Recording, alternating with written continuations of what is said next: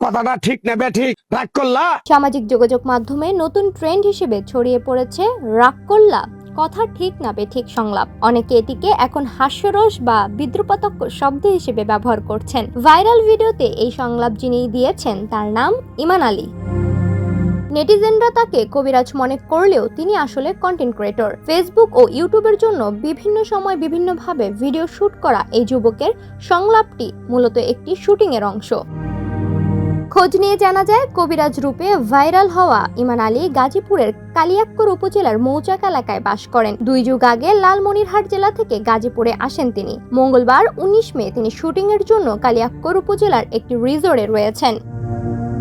এলাকাবাসী বলছেন, Facebook, TikTok কিংবা ইউটিউব সবখানে এখন রমরমা রাজত্ব চালাচ্ছে এই একটি সংলাপ, রাগ করলা। যারা তাকে চেনেন না তারা হয়তো ভাবছেন তিনি কবিরাজ, কিন্তু ভাইরাল এই যুবক বাস্তবে কবিরাজ নন। তিনি অভিনেতা, কন্টেন্ট ক্রিয়েটর। এক এক সময় এক এক রূপে অভিনয় করেন। বিভিন্ন কন্টেন্ট ক্রিয়েটর ও নাট্যদলের সঙ্গে যুক্ত হয়ে সামাজিক সচেতনতামূলক ও হাস্যরসাত্মক ভিডিওতে নিয়মিত অভিনয় করেন তিনি।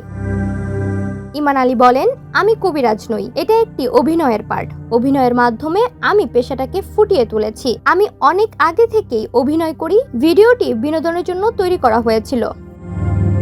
সম্প্রতি একটি ফেসবুক ও ইউটিউব কন্টেন্টের জন্য কবিরাজের চরিত্রে অভিনয় করেন ইমান আলী। সেখানে তার বাচনভঙ্গি, চোখের ইশারা আর বিশেষ ভঙ্গিতে বলা রাগ করলা কথা ঠিক না বেঠিক সংলাপটি রাতারাতি ভাইরাল হয়। ডেস্ক রিপোর্ট, সোনালী নিউজ।